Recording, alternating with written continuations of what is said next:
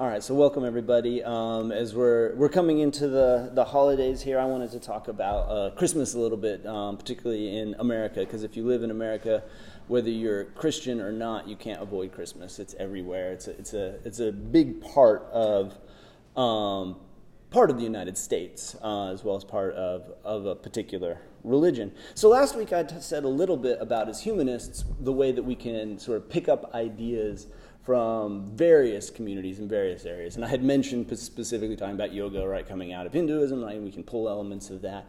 And so it's only fair to do that with Christianity as well, is to take a look at it and say, what sort of ideas can we bring into it? But I'll start with a bit of sort of biography on that, and that is to say that I don't particularly connect with Christianity. Like, a lot of the fundamental ideas that get pushed out there don't connect with me. And I want to say that's biography. It's not criticism. It's not saying it connects with a lot of people come to him.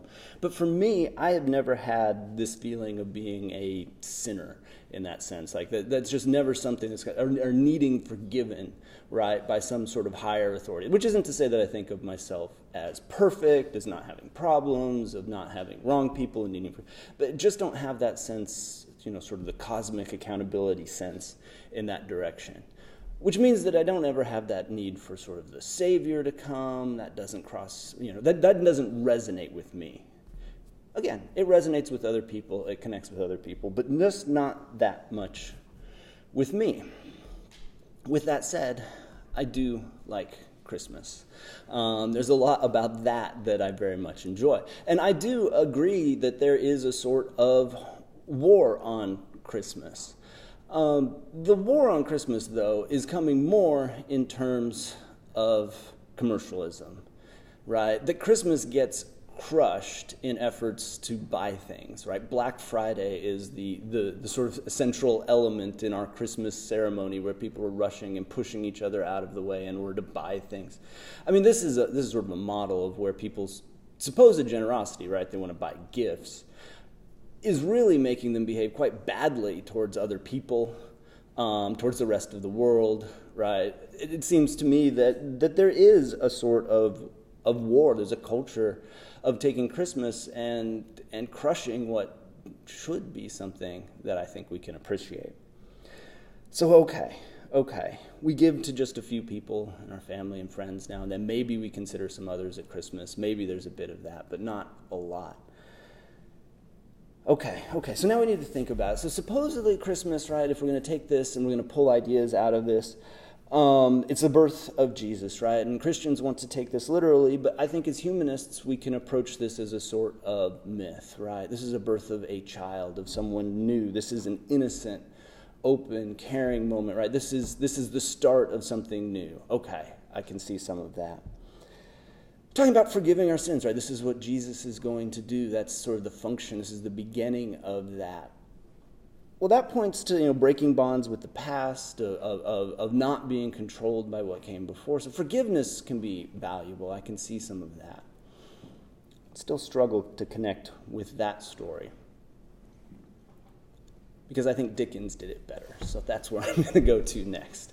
That is to say, I really like The Christmas Carol, particularly the version that I recommended, the Patrick Stewart version that had came out in 1999. I don't know how this happened in my family, but it just sort of happened. We watched it a couple of times, and then over about 10 years, it became the thing that we watch every Christmas Eve.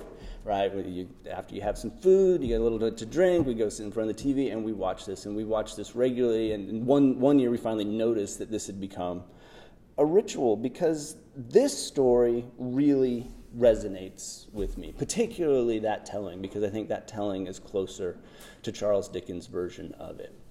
So before I dive into that a little bit, I want to say, first off, Dickens did not like The Christmas Carol. He wrote it to make a little bit of money. It was quick. It was cheap. It was easy for him, right? He really didn't think much of that compared to his other work. This isn't something he would consider central. About Dickens' overall, about his whole set of works, Virginia Woolf said that it wasn't really art. She didn't like it. It wasn't really art because at the end of it, you felt like you should write a check to some society or something, right? And so she felt that this isn't what art's supposed to be about. And I like Virginia Woolf, but I'm going to disagree. I think that's exactly what art should be about, is that you're ready to commit to something after it, that it makes you see something bigger than that.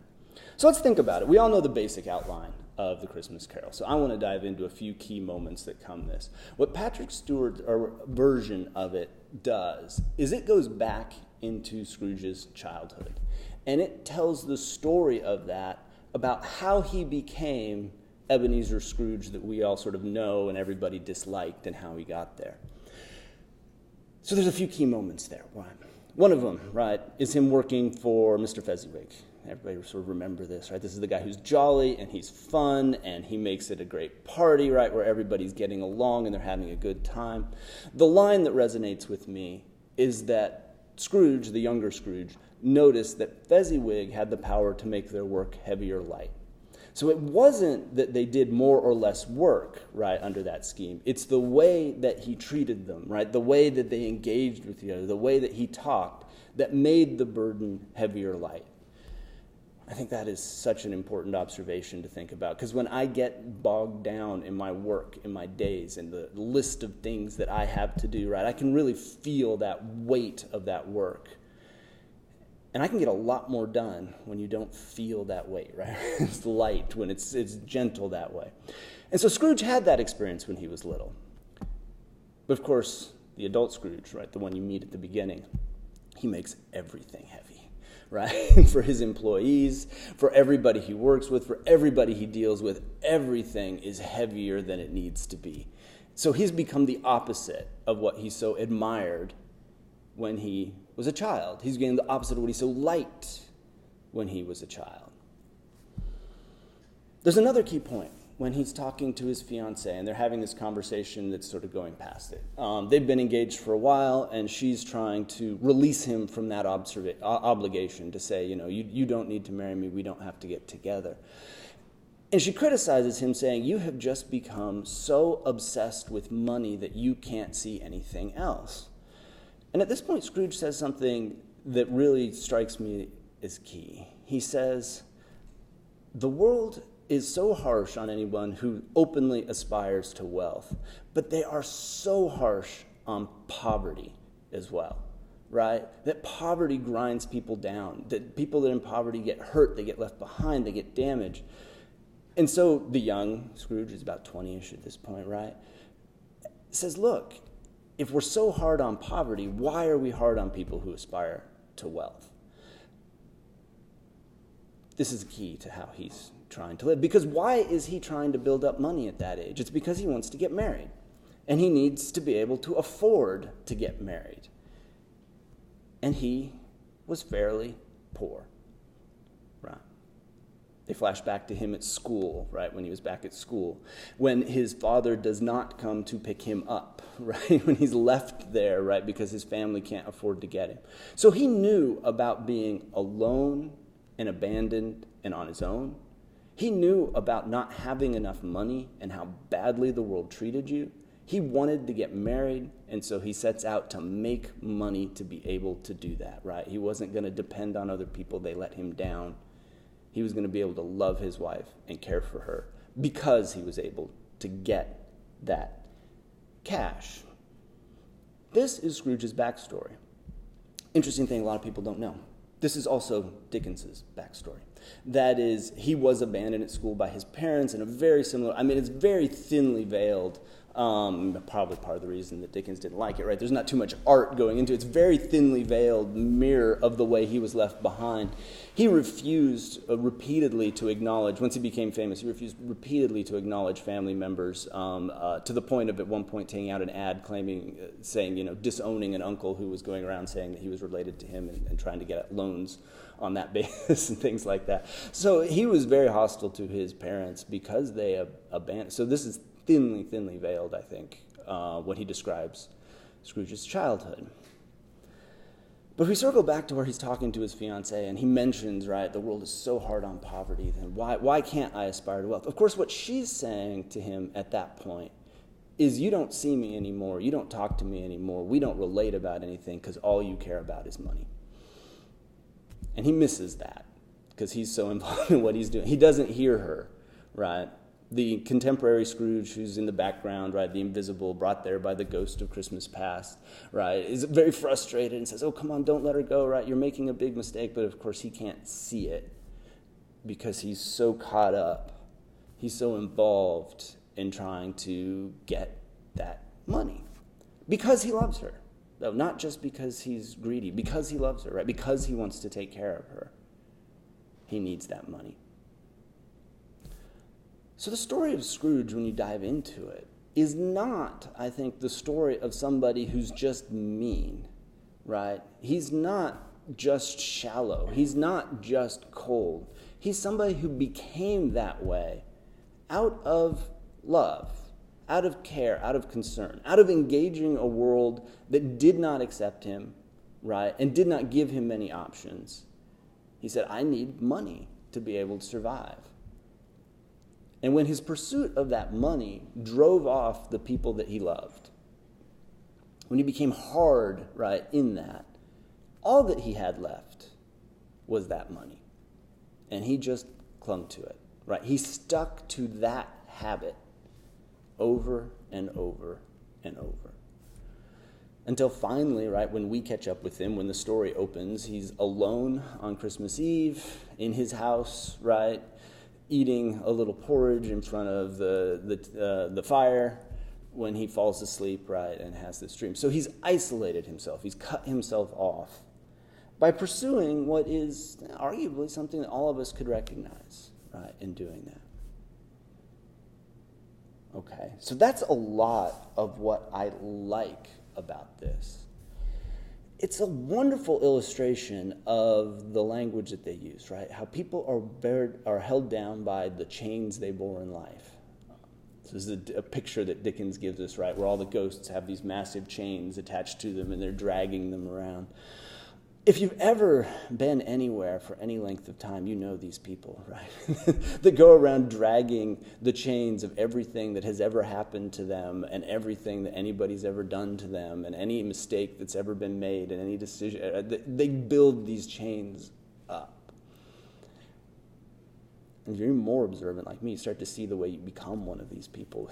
You start to cling and to look back on these things and to hold on to them. Or the way you start to use these strategies, like made sense at one point, right, to help yourself, that you just double down on and keep going through the same pattern over and over and over again because you don't step back and have a look. So this is what the ghosts are, I think, right? The ghosts of Christmas past, of present, and future. When they show up, what do? They give Scrooge this outside view of his life. He's no longer stuck every moment, right, living his perspective. He's standing on the outside, looking at him from the outside. And when he looks at him from the outside, he can see that he is screwed up, that he has ruined everything in his life that could be good, that he has everything he needs right there around him. A cousin that loves him no matter how unpleasant he is, right? An employee who is loyal to him no matter how difficult he is. It's all right there, and he can't see it, because he's stuck in that pattern. So then he wakes up Christmas morning, right, after seeing it, and this is the transformation that everybody knows, where he runs around and the thing that strikes me most about that is he is childlike when he comes out, right? He is a kid. He's just excited by every little thing. He's giddy. He gets in a snowball fight with the kids in the street. I mean, he's gone back to be the child that he was when he worked with Mr. Fezziwig, when he was back in that era. He was able to recapture that kind of joy in just one night. Now, in Dickens's version, it's really unclear in the end whether or not those ghosts exist or whether Scrooge just fell asleep and had a dream. He leaves it like floating there in the air, like this could be metaphysical, this could be these, or it could have just been I think this is great for humanists to look into, right? For Dickens, it does not matter whether these are, real ghosts who could do this to you or whether this is just a story, this is just a dream. What matters is telling this story of transformation, of renewal, of recovering what it is to be a child, right? Of looking back at the patterns you've developed in the way they are not helping you, right? Move forward. And I think that's what I like about Christmas, about this sort of story and what this time is supposed to be, right? The generosity for Christmas should come from this idea of renewal, of beginning, right, of breaking apart. So this kind of Christmas carol has become, I think, the dominant story of Christmas in America. That is, if you want to look at the movies one after another, whether it is The Grinch, what's The Cranks, like there's a whole bunch of them, that the basic story is a Scrooge-like figure, right, meets transformation. I think we like that story. We connect to that story. But we're often reluctant to dive into the backstory, in Scrooge's childhood, about why Scrooge should be a sympathetic character, why you should see yourself in him. Of course, there's one other way to see him too, right? You know those difficult people in your life who are hard to deal with?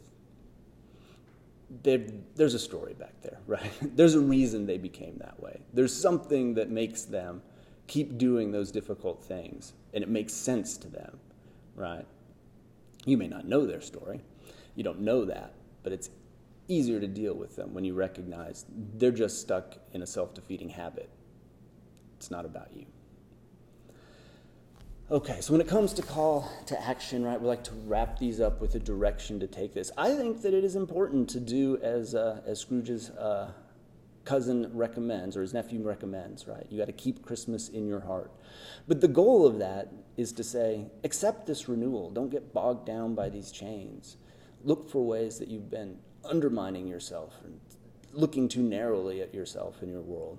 Become too much like Scrooge, right? At least the middle-aged Scrooge, before transformation, not the kid, right? And not afterwards. So that's what I think Christmas in America is about. That's what I get from it. That's how I'm really able to connect to it. And I can see reflections of that in the Christian story. I don't think it's utterly different. It's clear that that's the culture that it came out of. But this is a version that I connect to a little bit better.